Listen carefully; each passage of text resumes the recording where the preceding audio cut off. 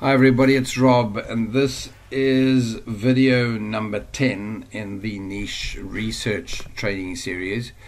And it's about my fourth video, 1, 2, 3, 4, since coming back from 7 days of holiday, and I'm finally getting my head into work mode. Pretty cool, good job, Rob. Okay, so remember, this is just this training, what I'm teaching you in this video is just a way to ascertain that the niche you're looking into has a supply and demand, that there's people that are happy to pay for what you want to blog about or set up as a directory or a classified site or do video marketing on or write PLR on or do e-commerce blogging authority site.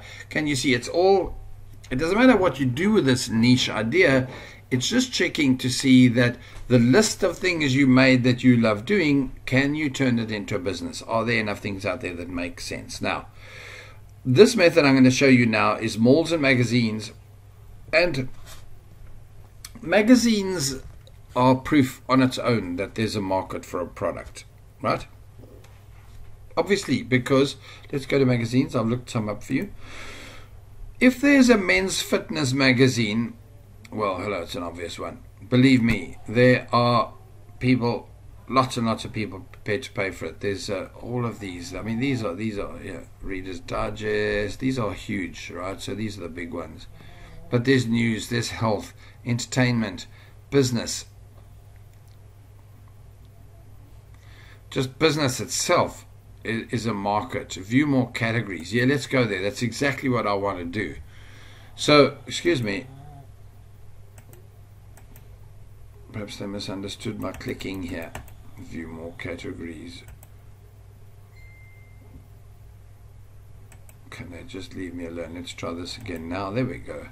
Good job, Rob. Okay, so the point is that if there's people willing to pay for a magazine, so let me pick a niche, for example, that I know is borderline in making money, and that's pet-friendly businesses in your hometown. Okay, so you live in it doesn't matter, let's pick anywhere. So you live in Boston and you go out there and you create this pet-friendly, so pet-friendly restaurants in Boston, pet-friendly hairdressing salons in Boston, pet-friendly motels, hotels, pet-friendly everywhere. People are becoming more and more openly defensive on being able to take their pets places. I've been camping a lot this year, and every single time there's probably a third of the people are all about taking their dogs there. And there are now pet beaches and pet all sorts of things. So it's cool, there's a niche for it, but is there a magazine on pet-friendly places? No, there's not. So you now need to be very careful. Can it really make me money? And I'm saying yes, and you'd have to follow my training down the line where I'll be doing case studies or case examples, where I'm actually going to take examples like pet-friendly and show it to you as a business idea in fair detail. But for now, I'm just saying, take care. Let me go with bird watching. Are there bird watching magazines? No. Are there probably birding magazines? Animals and pets. I don't know what it is. Hobbies and crafts. Can you see? I don't know where to find it. Let's go young adult indeed. Let's go to hobbies, and I doubt they're in there. So maybe they're under pets and animals. Let's have a look. But if you can find, so now, anyway, look, you're not yet, there we go, wake up, Rob. So there's wildlife, which is Canadian wildlife, birds and blooms. I think they've mixed flowers and birds together. Now, this tells you that all of these, without any effort at all, are enough niches to talk about. There's BirdLife, I didn't know about that magazine, so there we go, Rob, wakey. And very nice markets. So you can come here and say, good dog. Okay, dogs are obvious. Chickens.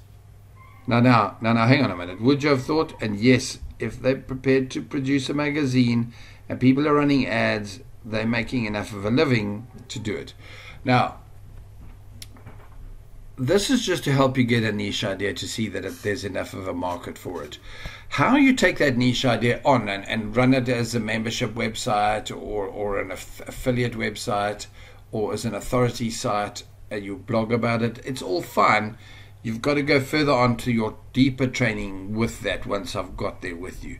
But magazines physically looking like I'm doing here, this is the nice shortcut. Look it up, magster.com, and this is so beautiful. I, by the way, would immediately go there.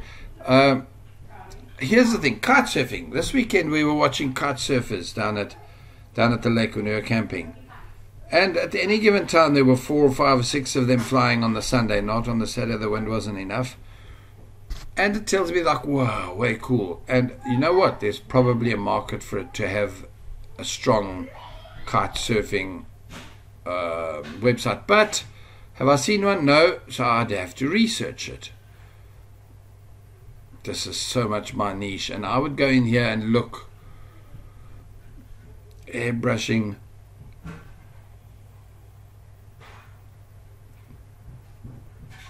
Whatever it is. Okay, so let me not get in a detour in here. I belong to Isu. I wish people make names you can say out loud. I got into a bit of a panic when I got here, because I belonged to these guys for 2 years or so, and I wondered if I was paying $20 a month for it, and I wouldn't have a clue, because those kind of things just come off my account automatically.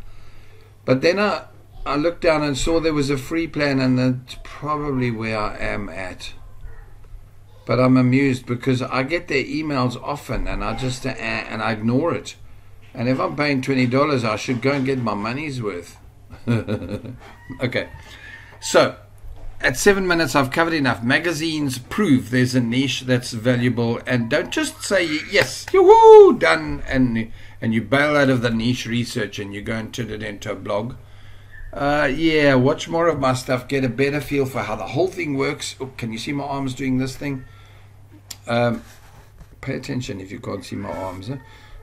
It'll help you get a whole sort of an overall, and you realize that, yeah, there's a magazine on hairstyles.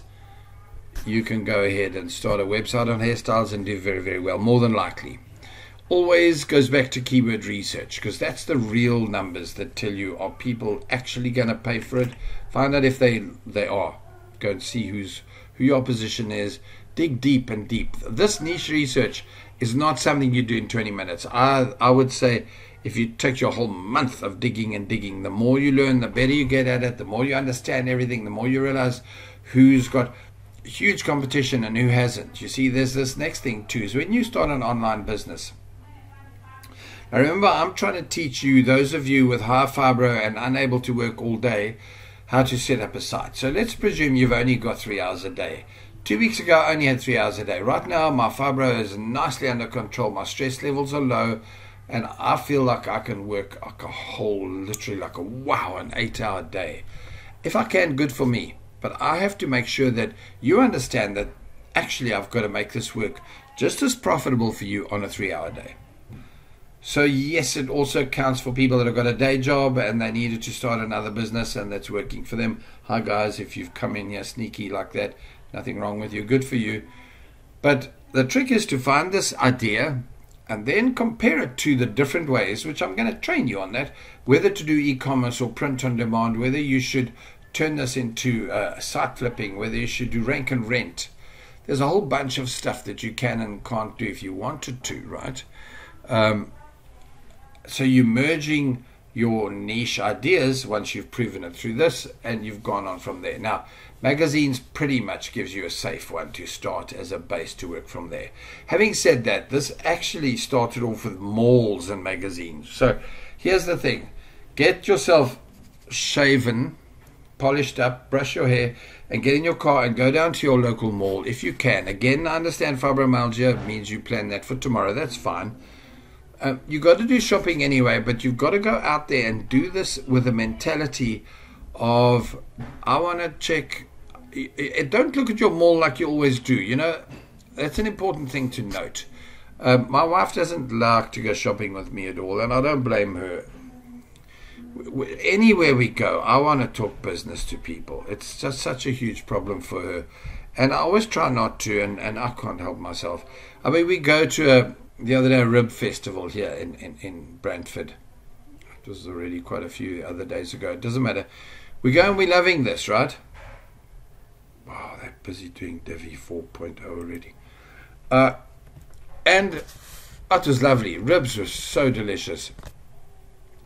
But then they had stalls, booths, a craft market, whatever you want to call it. There were people selling stuff. And I'm like, whoa, and off I go. I cannot just walk around and think, oh, those are pretty.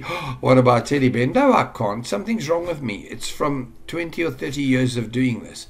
I go there and I look at the product at first glance. Wow, people come here and buy that. And then once I'm there, I think, okay. Then I look to see how they've set it up. I'm already judging it. If he could have done it better, should it be so blue? Like, wow, that's really blue. And should he be sitting in a chair behind there with his arm folded? No, he shouldn't. So, and then sooner or later, I'm going to go over and speak to them. Hey, I've got a course. Hell, I'll send it to you for free. And thinking in my head, don't stop sitting there with your arms folded. In fact, at that Rib Fest, there was a guy with teddy bears that were flat. Let's just call it that. And then he had a machine that stuffed it in front of you. So now you're thinking, so what, you know? But it was so cool because it became interactive. So you bought this teddy bear, and then you watched him jam that poor teddy bear onto a machine. Some poor teddy bear. And this thing started to go and jam the fluffy stuff into this teddy bear from through the rear end, which is amusing, and wherever it was in his back, I think. My bad, so stop being rude, Rob. And pretty soon, after 2 or 3 minutes, that teddy bear was nice and tightly filled up, and he clipped and sewed it together and gave it to the kid and said, thank you, that'll be $25, please. And I looked at this guy and thought, genius. And I can tell you now, the whole time I was there, I never saw him not stuffing a teddy. And at 20 all day, he must have sold a few hundred there that day. Good for him. So, winning idea, he had to plan a machine to make it happen. Good, all good. Can you see though, I was physically at the mall. So you've got to go to the mall with the mentality of looking for an idea of what's working. So if you've written your list down and you think home decor is a good idea, don't walk into the home decor shop, IKEA if you like, and look around and think, ooh, pretty clocks. No, look at them and think, wow, he's only got 2 clocks in here. Why? Why have they only got 2 clocks when they've got 2,000 picture frames? In fact, it's normally the other way around. So now I look at it from a, like, whoa, which is he selling more of? Go and look at the prices. Hang around there like you want to buy something or talk to, I don't know, the shop guy. But hang around if you can for a while and look at what people look at.